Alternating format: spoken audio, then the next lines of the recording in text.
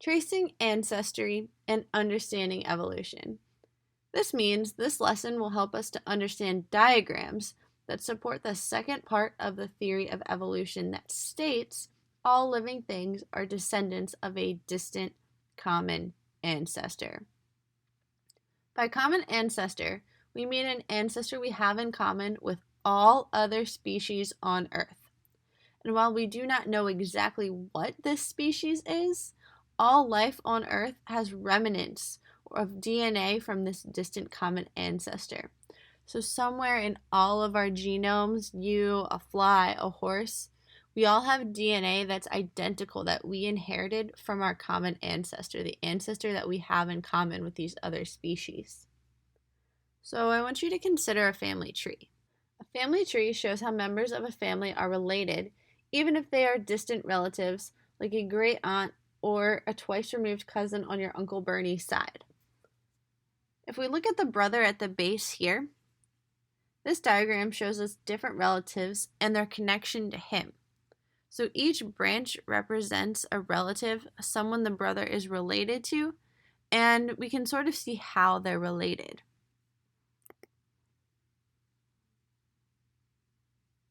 So in evolutionary biology, we have images that are similar to a family tree, but with just a more science-y title, and we call them phylogenies, or phylogeny if we're talking about just one in particular. A phylogeny is similar to a family tree because it shows how species are related. A phylogeny also includes distant but common ancestors shared by different species. These are diagrams that can be simple or complex, but they have a very specific way of being read. So consider this image here on the right. This is a very simple phylogeny. Again, a phylogeny is a diagram that shows how species are related to one another. And evolution tells us that all life on Earth is related, though very distantly. Like a family tree, there are branches. For this phylogeny, assume the letters on the end are all the current living species that have descended from species before them. Any species within the branches of this phylogeny, so somewhere down here, are considered extinct. So descendants would be these circled letters. They're species that evolved through mutations from a common ancestor. A node represents a common ancestor. So a node is just the specific place where branches basically branch off from one another. The node is the ancestor whose population took two different evolutionary paths. Mutations accumulated in one population that eventually led to species B. So if we look here, this is a node, and this intersection represents one common ancestor of species A and species B. But that ancestor, if their population was maybe split into two, each population took different evolutionary paths, and one eventually evolved into species B, and one evolved to species A, but they can trace their heritage back to that common ancestor, and that's what this node represents, where one species split and the populations took different evolutionary paths. So A and B are different species, but they are related. Further down the tree, we can see ancestors that are even more distant.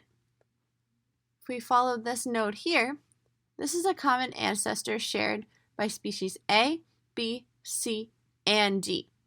This is the most recent common ancestor that all four of those species share. A and B are related to this descendant of this species, and C and D are related to this descendant, but they can all trace their heritage back generations further to this node here. Likewise, this node is a common ancestor for all 5 of these species, A, B, C, D, and E. This endpoint is where this particular phylogeny begins. Phylogenies can basically begin and include whatever species the scientist is concerned with at that time. So if they just want to study a handful of species and figure out how they're related, they make a phylogeny that just shows those different species and their ancestors. A clade is a grouping of some ancestors and descendants that a biologist might be interested in comparing. Therefore, if we imagine that these are two closely related species, a clade takes a phylogeny but basically zooms in to just a few of the species and their distant common ancestor. So phylogenies, again, are basically a picture that is used to show how species evolved, and each branch represents an evolutionary path that a species took as it accumulated mutations and evolved into a new species. So, let's consider the following organisms. We have a lamprey, a sea bass, an antelope, a bald eagle, and an alligator.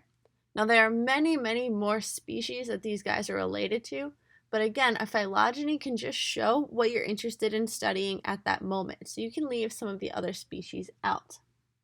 And if you didn't know what lampreys are, they are basically very, very ancient fish, kind of like eels, but they don't have jaws, and they have this like razor sharp tongue. And what they basically do is use their mouth, which looks very much like this, and they suction onto the side of a fish, bore their tongue through the side of the fish, and suck out its guts. It's pretty gross. You can look it up if you're curious. Now, anyway, each of these species evolved because they accumulated mutations that their ancestors did not have. So, lampreys do not have jaws, hence why they have to suck all the guts out. But these following species, these later species further up the phylogeny, all do have jaws.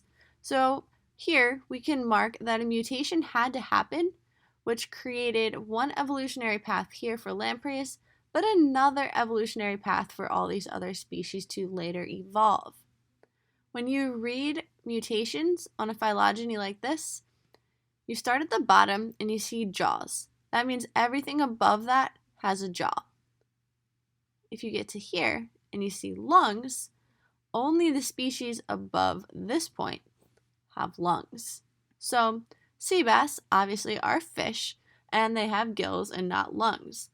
So they had like a population, and there's some weird mutations, and eventually mutations accumulated, giving these fish-like creatures lungs, and they crawled up on land and then diversified into the many different land-dwelling species we see today. Gizzards were a later mutation that do not appear in antelopes or any other mammal for that matter, but are found in both bald eagles and other birds, as well as a lot of reptiles like alligators. If you don't know what the gizzard does, it basically grinds up the bones of any food that you're eating because their stomachs cannot digest that. And in this phylogeny, we can tell that a bald eagle and an alligator share a more recent common ancestor than an alligator and an antelope. This mutation that occurred happened in this node here, this distant common ancestor of both these species. They share a distant common ancestor more recently than either of them do with the common ancestor they share with antelope or sea bass or lampreys for that matter.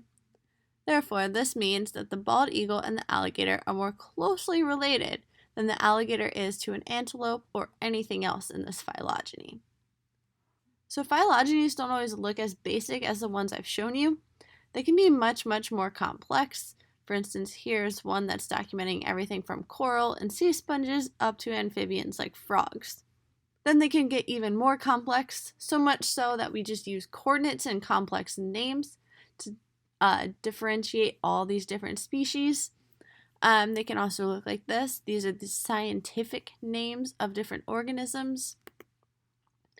And they can be written really in these box-like shapes or angled.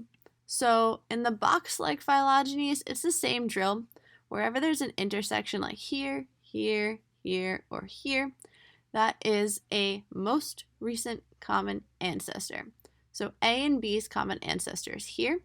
A, B, and C's common ancestor is here. A, B, C, D, and E's common ancestor is right there. And Darwin drew the first phylogeny. You might remember seeing this picture from last week. So although there was no word to describe this drawing at the time, he illustrated his hypothesis that all species are related and descendants of a very distant but common ancestor. This picture was so groundbreaking for his time, but it still kind of carries through to today. Some people are really into getting this tattooed on their bodies. But anyway, so phylogenies are pictures that show how all life on Earth is related. But how do we really know that all life is related? How do we know this for sure? There's a lot of evidence to back up and support this theory.